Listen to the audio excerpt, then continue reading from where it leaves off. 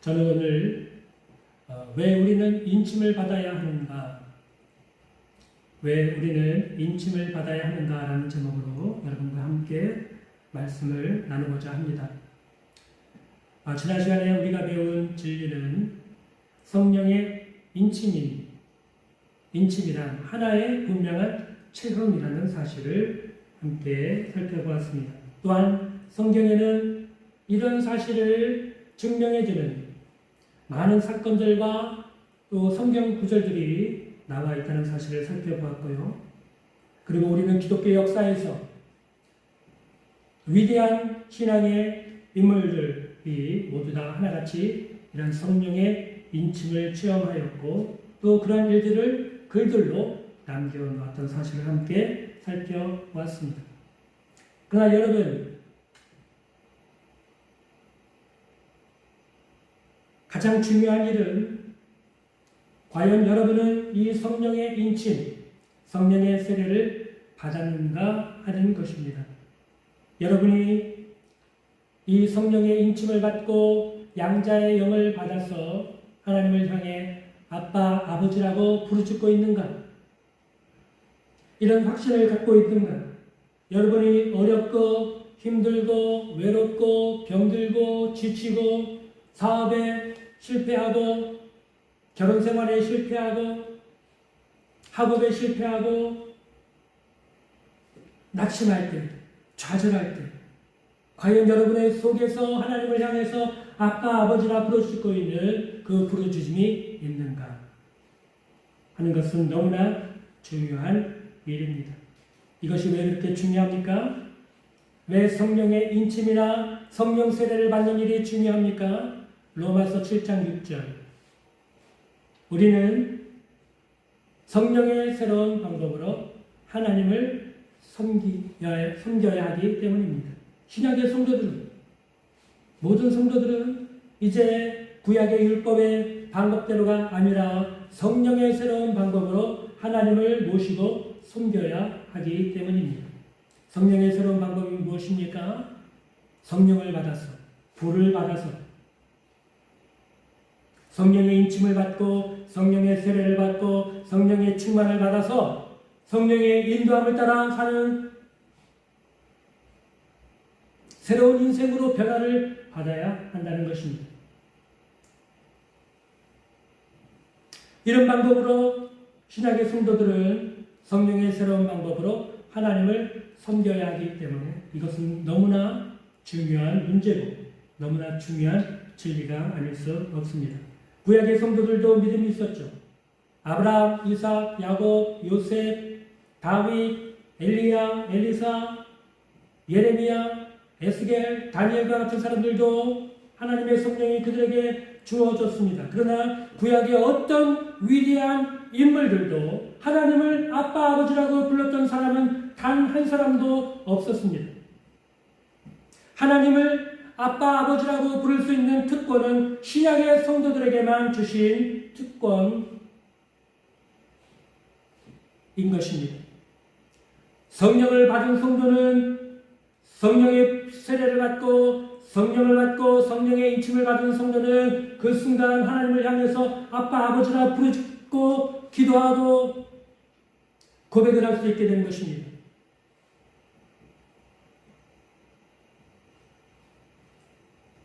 여러분, 이것이 바로 신약의 성도들이 가진 놀라운 특권 가운데 하나입니다. 놀라운 축복 가운데 하나입니다. 이것이 여러분 약속의 성령으로 믿는 자들 모두에게 주어졌던 사실을 여러분 아십니까? 믿는다고 해서 누구나 성령을 받은 것이 아닙니다.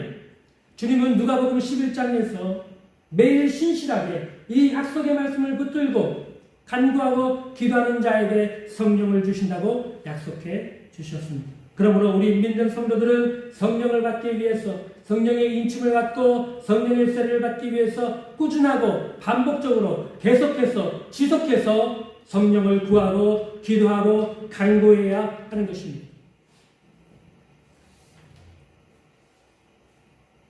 그렇다면 여러분, 인침을 받으면, 성령의 인침을 받고 성령 세례를 받으면 어떤 유익이 우리에게 있습니까? 우리는 왜 성령의 인침, 성령의 세례를 받아야만 합니까? 몇 가지 의미에서 성령의 인침은 신약의 교회들과 성도들에게 매우 중요한 의미가 있습니다. 오늘 우리는 주로 성령의 인침이 왜 우리에게 필요한지, 무엇 때문에 신약의 성도들은 성령의 인침을 반드시 받아야만 하는지에 대해서 함께 살펴보려고 합니다. 첫째로, 왜 우리가 성령의 인침을 받아야 하느냐? 그것이 하나님의 약속으로 주어졌기 때문입니다. 우리가 성령의 인침, 성령의 세례를 받아야 하는 중요한 이유는 하나님께서 약속해 주셨기 때문이에요. 에스겔 구약에서 대표적으로 에스겔 36장 26절 27절, 요엘서 2장 28절 29절이 그 대표적인 말씀입니다. 말세에 내가 내 영을 만민에게 부어주리니 너희 자녀들은 예언할 것이요 너희 젊은이들은 환상을 보고 너희 늙은이들은 꿈을 꾸리라. 또 그때 내가 내 영을 내 남종과 여종에게 부어주리니 그들이 예언할 것이요. 하나님께서 마지막 때에 모든 육체에 하나님의 성령을 부어주시겠다고 약속하셨습니다. 또 남종과 여종들에게 주의 성령을 부어주시겠다고 약속하셨습니다. 예수님도 공생애 동안 제자들에게 성령의 인침, 성령 세례에 대해서 여러 번 제자들에게 강조해서 말씀을 주셨는데 그 요한복음 14장에서 16장에 반복해서 나오는 진리입니다. 또 사도행전 1장 4절과 5절에 보면 예수님이 제자들에게 하늘로 승천하시기 바로 직전에 너희는 몇 날이 못되어 성령으로 세례를 받게 될 것이다 라고 하신 말씀이 기록되어 있습니다. 여러분, 성령의 인침, 성령의 세례는 믿는 자가 받아도 되고 받지 않아도 그만인 그런 약속이 아닙니다. 믿는 성도라면 누구나 받을 수 있고 누구나 받아야만 하는 하나님의 놀라운 약속이요 하나님의 놀라운 축복이 믿는 자들에게 약속으로 주어진 것입니다. 예를 좀 하나 들어보겠습니다. 구약에서 이스라엘 백성들이 애굽에서 출애굽하여 광야 40년 길을 지나 마침내 가나안 땅에 도달해서 가나안 전쟁을 통해서 가나안 땅을 정복하고 기업을 얻게 되죠. 그러나 여러분, 이 일은 이미 가나안 전쟁이 있기 400년 전에 아브라함에게 주신 약속이었습니다. 창세기 15장 13절에서 16절에 보면 여호와께서 아브라함에게 이르시되 너는 반드시 알라 내 자손이 이방에서 객이 되어 그들을 섬기겠고 그들은 400년 동안 내 자손을 괴롭히리니 그들이 섬기는 나라를 내가 징벌할지며 그 후에 내 자손이 큰 재물을 이끌고 나오리라. 너는 장수하다가 평안히 조상에게 돌아가 장사될 것이요 내 자손은 4대 만에 이 땅으로 돌아오리니 이는 아모리 족속의 죄악이 아직 가득 차지 아니함이니라 하시던 얘기예요. 예. 여러분, 구약 시대의 출애굽 사건 또 가나안 정복 사건이 과연 이스라엘 백성들에게 가벼운 일이겠습니까? 네? 하나님이 400년 전에 약속하시고 성취하신 이 가나안 땅을 이스라엘 백성들, 아브라함의 후손들에게 기업으로 주시겠다고 하신 이 약속이 여러분 작은 약속입니까? 네? 성취돼도 그만, 안 성취돼도 그만인 약속입니까? 그렇지 않습니다. 반드시 성취되어야만 하고 이것은 이스라엘 백성들에게 너무나도 놀라운 축복이고 하나님의 놀라운 역사고 기적인 것입니다.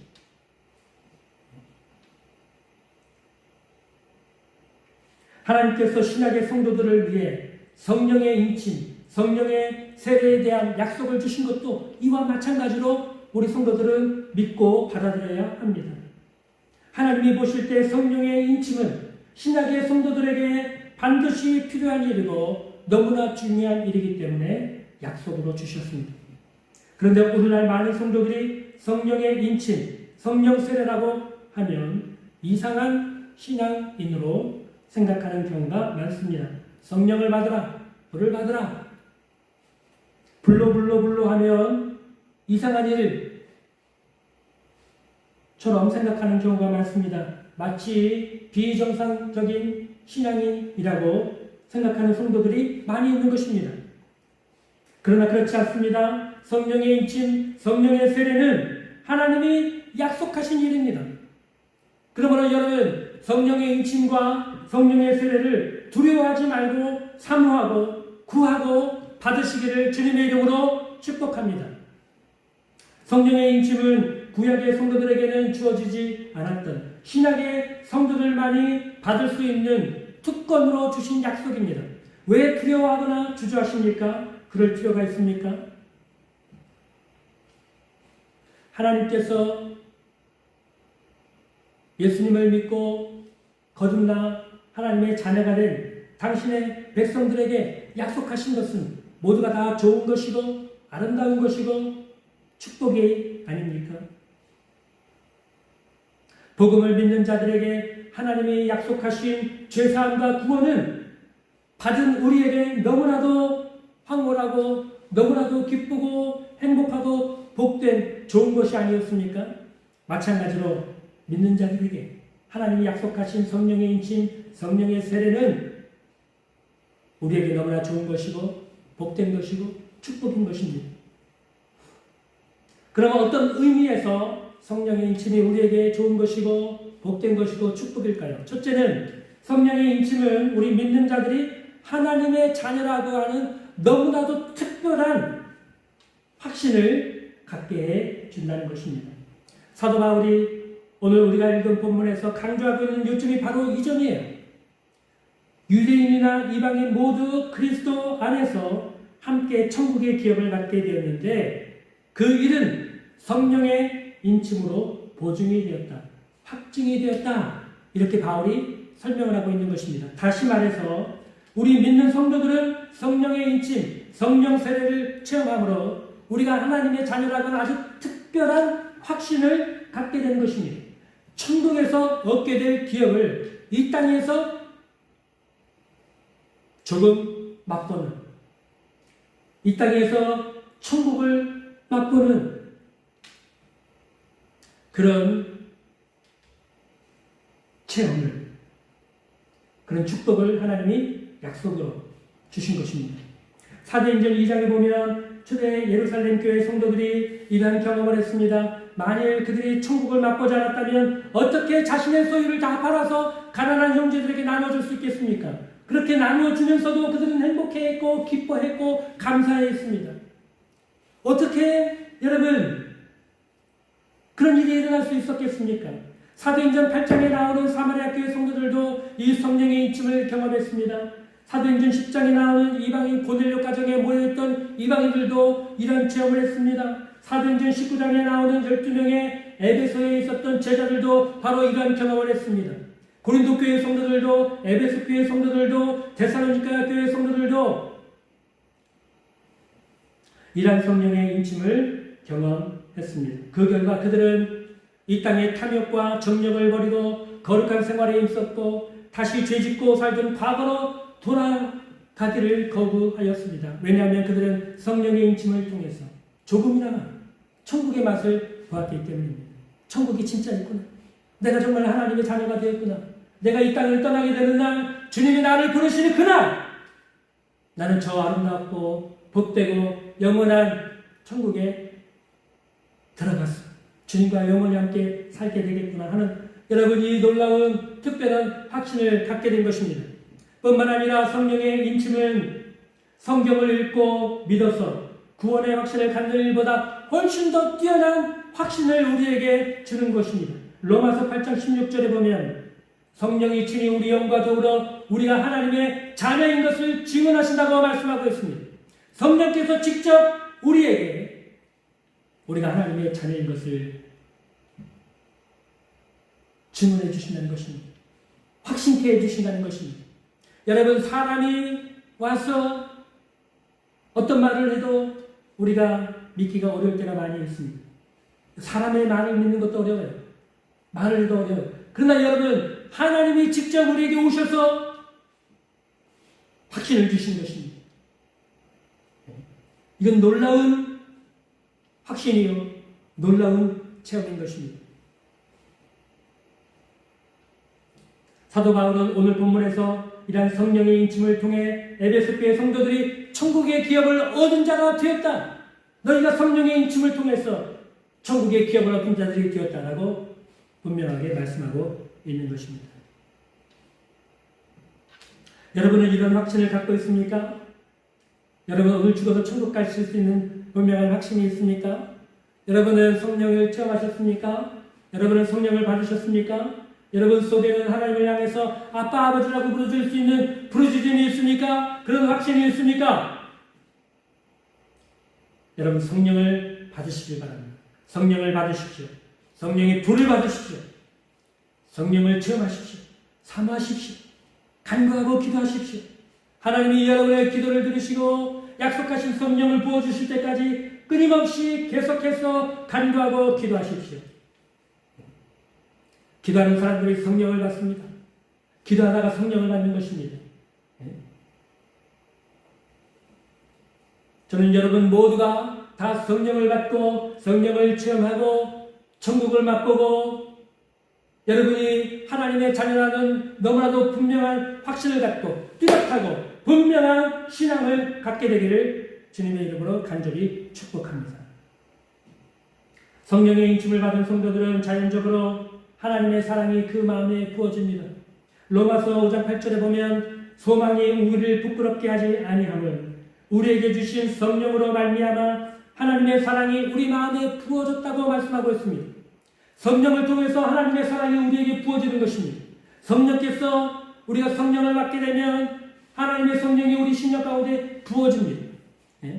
조금만 채워지는 것이 아닙니다. 부어진다고 그랬습니다. 차고 넘치도록 성령이 우리 마음 가운데 하나님의 사랑을 부어주시는 것입니다. 그러므로 우리는 사랑의 사랑으로 우리의 마음과 우리의 생각과 우리의 인격이 변화를 받게 되는 것입니다. 그래서 우리는 성령을 받아야 하는 것입니다. 여러분 성령을 받게 되면 하나님의 율법을 성취하게 됩니다. 율법의 요구가 무엇입니까? 하나님을 사랑하라는 것입니다. 내 이웃을 내 자신처럼 사랑하라는 것입니다. 그러나 여러분 누가 이 하나님의 율법을 성취하고 누가 이 하나님의 율법의 요구대로 삶을 살아갑니까? 원수를 사랑하라. 아이고 우리가 어떻게 원수를 사랑합니까? 핍박하는 자를 저주하지 말고 그를 위해서 기도하라. 아이고 우리가 어떻게 그런 일을 할 수 있습니까? 우리는 할 수가 없죠. 그러나 이것이 율법의 요구입니다. 여러분 어떻게 하시겠습니까? 다른 사람들이 다 율법을 지키지 않기 때문에 나도 지킬 수 없다고 핑계 대시겠습니까? 그렇지 않습니다. 여러분 성령을 받게 되면 원수를 사랑할 수 있게 됩니다. 여러분을 저주하고 여러분을 박해하고 여러분을 힘들게 하는 사람을 위해서 진심으로 그 영혼을 불쌍히 여기며 기도할 수 있게 되는 것입니다. 축복할 수 있게 되는 것입니다. 어떻게 해요? 성령을 받습니다. 성령이 여러분의 마음 가운데 임하시고 하나님의 사랑이 여러분 마음속에 부어지게 되는 것입니다. 그러므로 신약의 성도들은 하나님의 율법의 요구를 만족시킬 수 있는 사람들이 된 것입니다. 성령을 받음으로 하나님의 사랑이 그 마음 가운데 부어졌기 때문에 이 일이 가능한 것입니다. 여러분 핑계대지 마십시오. 원수를 사랑할 수 없다고 말하지 마십시오. 영수를 사랑할 수 있는 사람들이 된 것입니다. 여러분을 핍박하고 조롱하고 비난하는 사람들을 사랑하고 그들을 위해서 기도하고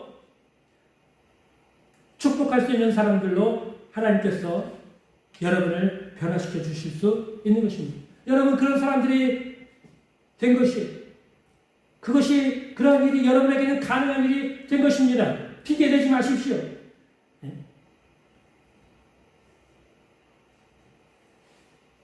주님께서 신약의 성도들에게 주신 새 계명은 다른 계명이 아니라 사랑의 계명이었습니다. 요한복음 13장 34절과 요한복음 15장 12절에 보면 내 계명은 곧 내가 너희를 사랑한 것 같이 너희도 서로 사랑하라 하는 이것입니다.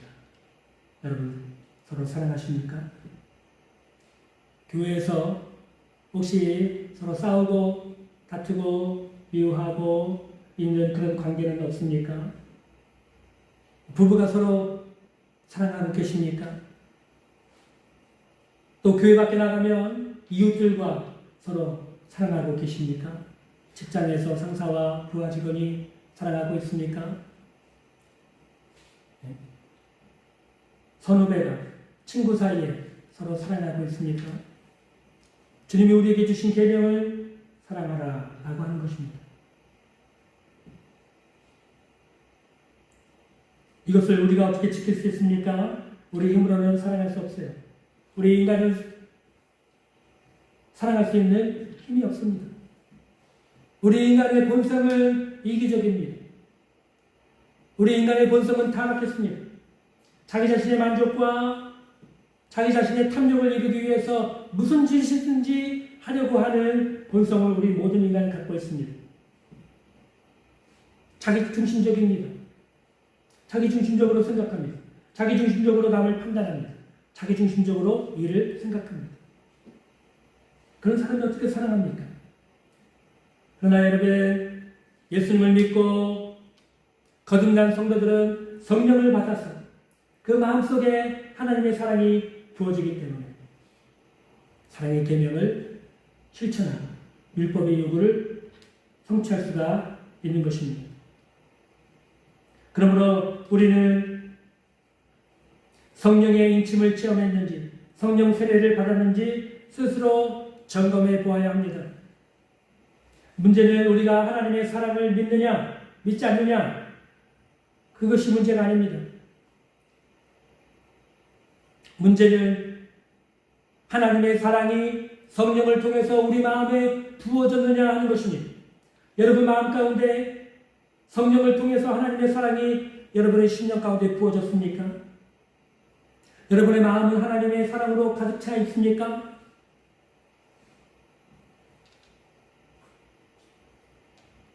우리가 다시 한번 다루고 있는 큰 주제 로마서 7장 6절의 말씀, 우리가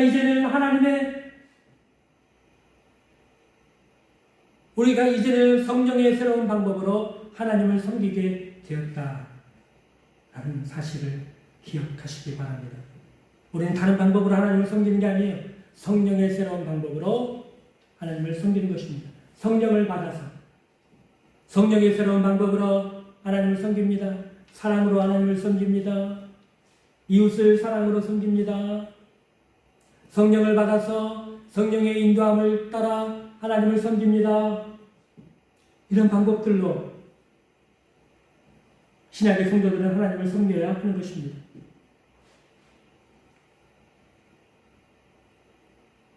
오늘 우리가 살고 있는 세상이 안고 있는 가장 큰 문제가 무엇입니까? 하나님의 사랑을 가진 자가 적다는 것이 문제입니다. 세상은 하나님의 사랑을 알지 못합니다. 그래서 늘 이기적이고 탐욕적이고 거짓말을 지어내서 자신의 유익만을 추구하려고 합니다. 그 결과 다툼과 분쟁과 전쟁이 일어나는 것입니다. 우리가 사는 세상에 왜 전쟁이 그치지 않습니까? 하나님의 사랑이 없기 때문입니다. 왜 오늘날 많은 교회들이 안타깝게도 다투고 싸우고 분쟁하고 있습니까? 하나님의 사랑을 잃어버렸기 때문입니다. 왜 믿음이 있다고 하는 부부가 싸우고 다투고 이혼하는 일이 그렇게 많습니까? 하나님의 사랑을 잃어버렸기 때문입니다. 하나님께서는 믿는 성도들에게 하나님의 거룩한 율법과 계명을 지키고 행할 수 있도록 성령을 충만하게 부어주십니다. 그러므로 믿는 자들은 능력이 없다, 힘이 없다, 이런 핑계를 할 수 없습니다. 믿는 자들은 약속의 성령을 받게 되면 얼마든지 하나님의 계명과 율법을 지킬 수가 있습니다. 그러므로 여러분, 믿으면서도 계속해서 죄짓고 실패하고 넘어지고 다시 회개하고 또 죄짓고 넘어지고 실패하고 회개하고 이런 반복적인 삶에 머무르지 마시기를 바랍니다. 하나님의 약속하신 성령을 믿고 구하셔서 받으시기를 바랍니다. 성령을 받아서 여러분의 마음이 사랑으로 충만해지시길 주님의 이름으로 축복합니다. 하나님의 율법을 이루게 되시길 주님의 이름으로 축복합니다. 순종하게 되시길 주님의 이름으로 축복합니다. 거룩하고 성결한 삶이 되시길 주님의 이름으로 축복합니다. 그렇다고 해서 여러분이 아주 특별한 사람이 되는 것은 아닙니다. 예를 들어볼까요? 우리 예수님은 30세에 공생애를 시작하셨습니다. 30세가 되시기 전까지 예수님은 단 한 번도 죄를 짓지 않는 거룩한 삶을 사셨습니다. 그러나 일반 사람들의 눈에 볼 때는 그냥 평범한 몫으로 보였어요. 죄를 단 한 번도 짓지 않는 평범한 몫, 예수. 한번 생각해 보십시오. 이와 마찬가지입니다. 성령의 인침, 성령의 세례를 받았다고 해서 여러분이 어떤 특별한 존재가 되는 것은 아닙니다. 다른 성도들보다 더 높은 지위를 갖게 되는 것이 아닙니다. 특별한 특권을 다른 성도들보다 더 특별한 특권을 갖게 되는 것이 아닙니다. 성령의 인침, 성령의 세례는 여러분에게 특별한 구원의 확신을 주는 것입니다. 여러분의 마음에 하나님의 사랑이 충만하게 부어지는 것입니다. 그래서 여러분이 이 땅에서 천국의 맛을 조금 맛보게 되는 것입니다. 우리가 이 땅을 떠나서 천국에 갔을 때 가게 되면 그날에는 우리가 천국의 영광과 기업을 얻게 되고 천국에서 정말 이루 말할 수 없는 놀라운 경험을 하게 될 것입니다. 그러나 이 땅에서 우리가 성령 인침을 통해서 성령 세례를 통해서 천국의 맛을 조금 맛보는 것입니다. 더 나아가 여러분은 천국의 기쁨과 즐거움을 맛보게 됩니다. 성령의 인침은 우리로 하여금 하나님을 기뻐하고 즐거워하게 만듭니다. 베드로전서 1장 8절을 보겠습니다. 베드로전서 1장 8절. 예수를 너희가 보지 못하였으나 사랑하는도다. 이제도 보지 못하나 믿고 말할 수 없는 영광스러운 즐거움으로 기뻐하니. 베드로 사도가 지금 한 번도 본 적이 없는 믿음의 형제들을 향해서 이 베드로전서를 쓰고 있습니다. 흩어진 나그네라고 부르는 이 형제들을 향해서 베드로는 이렇게 말합니다.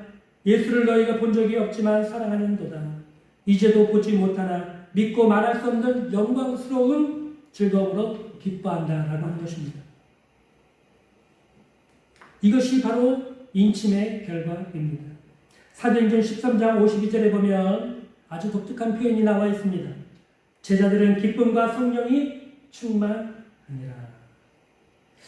저는 이 구절이 좀 이해하기가 어려운 부분 중에 하나입니다. 왜냐하면 지금 이 부분 앞뒤 상황을 좀 보면 지금 바울과 바나바가 1차 전도 여행 중에 비시디아 안디옥이라는 지역에 가서 한 2주, 3주 머물면서 복음을 전했어요.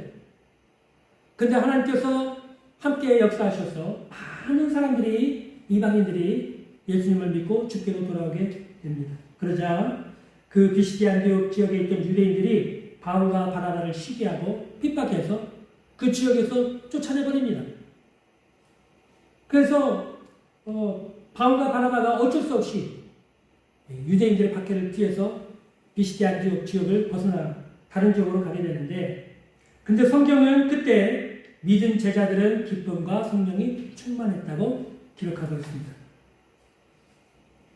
여러분, 이 사람들은 예수 믿은 지 2주, 3주밖에 되지 않은 사람들이에요.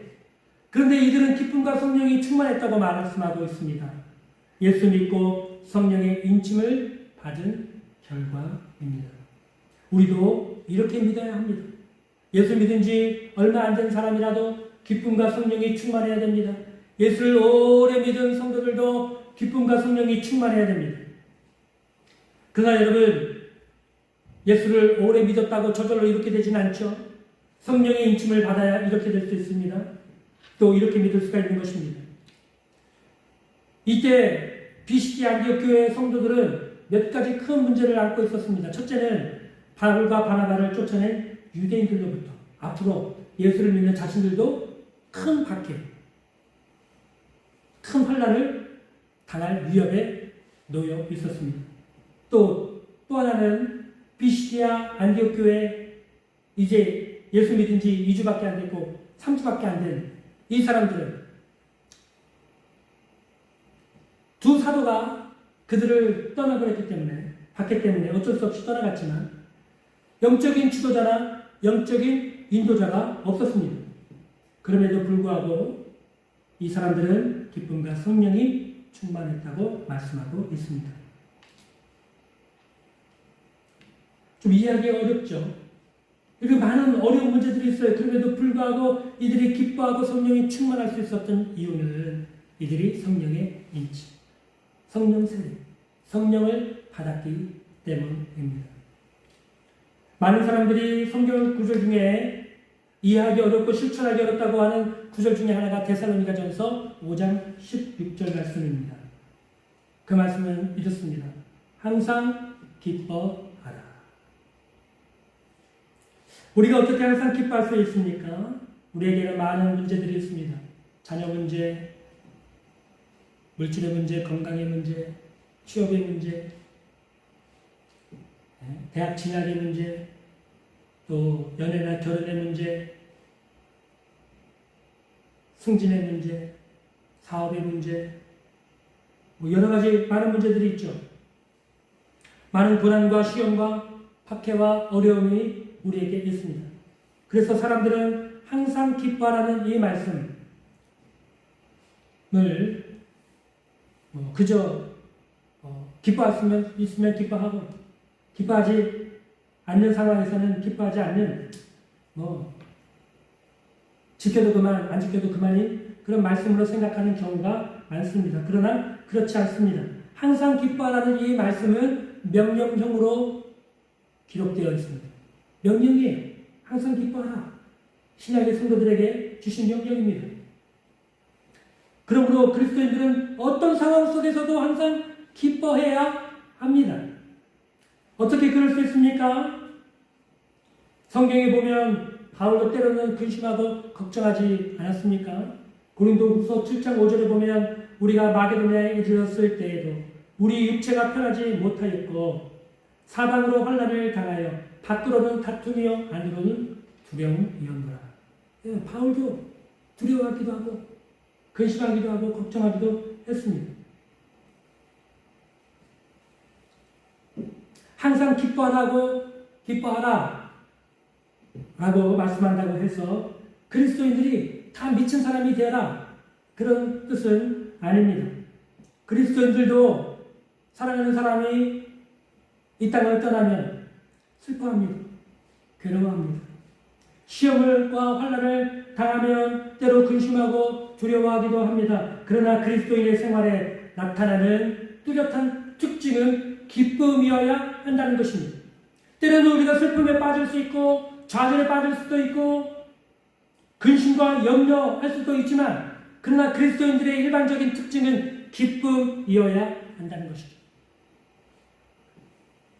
이러한 기쁨은 성령의 인침을 받고 날마다 성령 충만을 한 삶을 살 때 가능한 일입니다. 초대교회 성도들의 삶의 특징이 바로 기쁨이었습니다.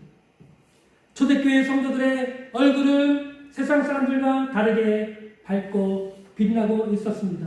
이러한 모습은 세상에 찌들려 있고 시험과 환난과 고난에 짓눌려 살았던 이방 사람들의 눈에는 신기하게 보였을 것입니다. 왜 그리스도인들은 저렇게 웃으면서 살까? 왜 그리스도인들의 얼굴은 저렇게 밝을까? 무엇 때문일까? 호기심을 갖고 그리스도인들을 주목하기 시작했고 그들에게 가까이 나가기 시작했고 교제하기 시작했고 그들은 그리스도 안에 있는 세상 사람들에게는 없는 기쁨을 발견하고 자신들도 복음을 받아들이기를 원했고 예수를 영접하고 세례를 받고 그들과 함께 그리스도인들과 함께 성령을 구해서 성령을 받고 그들도 동일한 기쁨을 가진 사람들로 변화되는 이런 놀라운 역사가 초대교회의 역사 속에 계속해서 일어났던 것을 우리가 보게 됩니다. 여러분이 오늘 교회 밖에 나가서 지나가는 사람들을 한번 유심히 그 얼굴을 쳐다보시기 바랍니다. 사람들의 얼굴이 어떻습니까? 외로움, 시련에 찌들려서 어둡고 슬픈 얼굴들이요, 탐욕과 욕심이 가득한 얼굴이요, 교만이 가득한 얼굴이요, 미움이 가득한 얼굴 투성입니다. 이런 사람들 가운데서 그리스도인들의 얼굴은 기쁨이 있어야 합니다. 기쁨이 충만한 얼굴이어야 합니다. 어떻게 그럴 수 있습니까? 성령의 인침을 받고 성령을 받으면 여러분 얼굴이 달덩이처럼 밝아지게 될 줄로 믿습니다. 여러분에게 이러한 기쁨이 있습니까? 여러분이 거울을 통해서 여러분 자신의 얼굴을 한번 확인해 보시기 바랍니다. 내 얼굴에 기쁨이 있는가? 아니면 불만과 짜증이 가득한 얼굴인가? 여러분의 얼굴이 바로 여러분 명함이에요. 여러분이 누구인지를 보여주는 명함이 여러분의 얼굴이에요. 성령을 받은 사람은 얼굴이 환할 것이요, 성령 받지 않은 성도들은 여러분 얼굴이 어두울 것입니다. 여러분 성령을 받으십시오. 성령을 구하십시오. 성령을 받아 기쁨이 충만한 여러분들이 다 되시기를 주님의 이름으로 축복합니다. 하나님은 이 일을 위해서 믿는 여러분 모두에게 성령을 약속으로 주셨습니다. 마지막으로 우리가 살펴보려고 하는 것은 사도행전에 보면 제자들이 성령의 인침을 받는 여러 사건들이 나오는데 사도행전 2장에 또 사도행전 8장, 13장, 19장에 나오는 이 성령 받는 사건들을 보면 모두가 다 하나같이 방언을 말하든지 예언을 말하든지 은사가 나타나는 것을 보게 됩니다. 그래서 어떤 사람들은 좀 지나친 주장을 합니다. 어떤 주장이냐면 성령의 인침, 성령의 세례, 성령을 받게 되면 모두가 다 방언으로 기도하게 된다라는 주장을 하는 것입니다. 이러한 주장은 지난 과거 한국 교회에서 성령 운동을 하셨던 봉사 목사님들, 그런 분들이 주로 또 대부분 이런 분들이 주장하셨던 말이었습니다. 심지어 이분들 중에는 어떤 분은 개들도 성령을 받으면 방언으로 기도한다라고 하는 말을 하실 정도로 한국 교회에서 과거 성령 운동하셨던 분들은 성령 받으면 방언 기도한다, 방언의 은사를 받는다, 이런 주장을 했었습니다. 그러나 이러한 주장은 올바른 주장이 아닙니다. 성경적이지 않아요. 예를 들어볼까요? 우리가 잘 알고 있는 존 웨슬리 목사님도 성령의 인침을 받았습니다.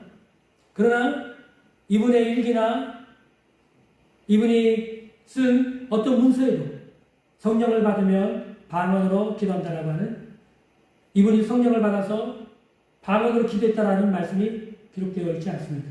또 미국의 대부흥운동, 대각성 운동을 일으켰던 조나단 에드워즈 목사님도 성령의 인침을 받았지만 방언으로 기도했다는 기록이 없어요. 따라서 우리는 성령의 인침, 성령의 세례, 성령을 받게 되면 다 방언의 은사를 받는다라고 하는 주장은 잘못된 것임을 알 수 있습니다. 고린도전서 13장에서도 사도 바울은 성령이 충만했던 고린도 교회 성도들을 향해서 13장 고린도전서 13장 30절에 다 방언을 말하는 자이겠느냐, 성령을 받았다고 해서 다 방언의 은사를 받았겠느냐, 다 예언의 은사를 하겠느냐, 다 병 고치는 사람이겠느냐, 이런 말씀을 하셨습니다. 즉 우리가 성령의 인침, 성령 세례, 성령을 받았다고 해서 다 방언의 은사를 받는 것이 아니라는 것입니다. 그러면 우리는 어떻게 믿어야 합니까? 성령을 받을 때 모든 경우는 아니지만 일반적으로 각기 다른 은사를 받게 된다는 것입니다. 어떤 사람은 병 고치는 은사를, 어떤 사람은 방언의 은사를, 어떤 사람은 예언의 은사를, 어떤 사람은 방언 토경의 은사를, 어떤 사람은 말씀의 은사를, 어떤 사람은 능력을 행하는 믿음의 은사를 받기도 하는 것입니다. 각 사람의 필요를 따라서 성령께서 은사들을 나눠주신 거예요. 우리가 성령을 받을 때. 그래서 바울은 이러한 은사들을 성도들에게 소개하면서 은사 받기를 사모하라, 특별히 사랑의 은사를 사모하라고 고린도전서 13장에서 말씀하고 있는 것을 보게 됩니다. 그러므로 사랑하는 성도 여러분, 성령 받기를 사모하고 특별히 은사를 받아서 하나님의 교회의 귀한 일꾼들로 쓰임받게 되시기를 주님의 이름으로 간절히 축복합니다. 오늘날 교회가 복음 증거의 힘과 능력을 잃어버렸고 세상에서 영향력을 잃어버렸습니다. 그리고 교회는 점점 쇠퇴해가고 있습니다. 교회 수가 줄어들고 있고 교인 수도 줄어들고 있습니다. 사회에 미치는 영향력을 잃어버린 지 이미 오래되었습니다. 그 이어주기에 하나는 바로 이러한 성령을 받고 은사를 받아서 하나님의 교회의 일꾼이 달아가는 권면이 교회 안에서 사라졌기 때문입니다. 성령을 받으라고 하면 이상한 사람 취급해요. 성령을 받으라고 하면 이단 취급합니다. 성령을 받고 은사를 받으라고 하면 사람들이 다 지레지레 겁을 먹고 고개를 흔들고 받아들일 생각을 하지 않습니다. 그 결과는 무엇입니까? 교회에서 섬기고 봉사하는 일을 성령께서 주시는 은사로, 성령이 주신 지혜로, 성령의 능력으로 하지 않기 때문에 인간적인 감정, 노력, 지혜로 하기 때문에 결국 교회 안에 분란이 일어나고 다툼이 생기고 교회가 싸우고 갈라지고 교세가 약화되고 성령의 역사가 교회에서 사라져버리게 된 것입니다. 성령의 역사를 잃어버린 교회는 더 이상 세상과 사람들에게 매력을 느끼게 할 수 없습니다. 사람들이 관심을 갖지 않아요. 왜 그렇습니까? 세상 사람들과 똑같이 생각하고 똑같은 방법으로 일하고 봉사하기 때문입니다. 그러나 성령을 받고 은사를 받아서 봉사하게 되면 교회에 성령의 역사들이 일어나고 병든 자들이 고침을 받고 문제들이 해결되고 사람들의 삶이 거룩하고 평안한 삶으로 변화가 됩니다. 세상 사람들이 이러한 일들에 대해서 소문을 듣게 되고 여러분 관심을 갖게 되고 교회의 매력을 느끼게 됩니다. 교회는 점점 세상에 대해서 영향력을 갖게 되는 것입니다. 하나님의 교회는 이렇게 되어야 합니다. 이런 교회로 한국교회는 부흥해야 되는 것입니다. 이 일은 바로 성령의 인치심을 통해서 시작됩니다. 그러므로 여러분 성령의 인침은 얼마나 중요합니까? 알아도 되고 몰라도 되는 것이 아닙니다. 받아도 되고 안 받아도 되는 것이 아닙니다. 교회의 사활을 거는 중요한 문제가 바로 이 성령의 인침입니다. 예수님은 제자들에게 자신이 떠나가는 것이 유익이라고 말씀하셨습니다.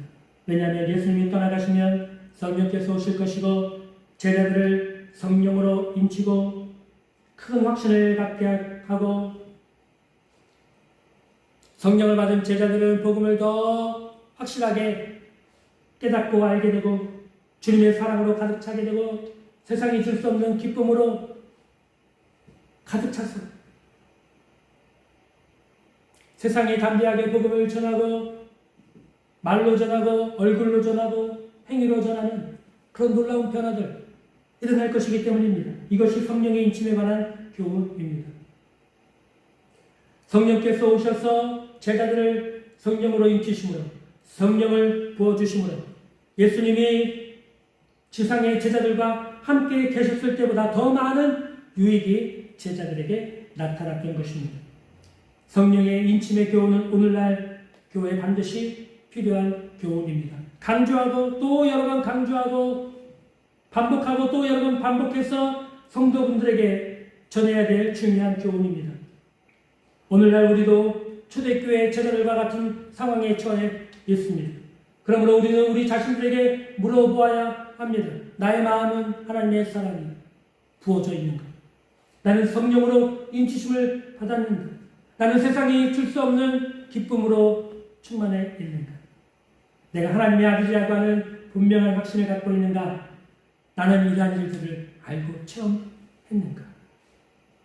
여러분 자신에게 물어보시고 또 이런 체험이 성령의 인침이 성령의 세례가 성령의 불을 받는 여러분 되시길 주님의 이름으로 축복합니다. 기도하겠습니다.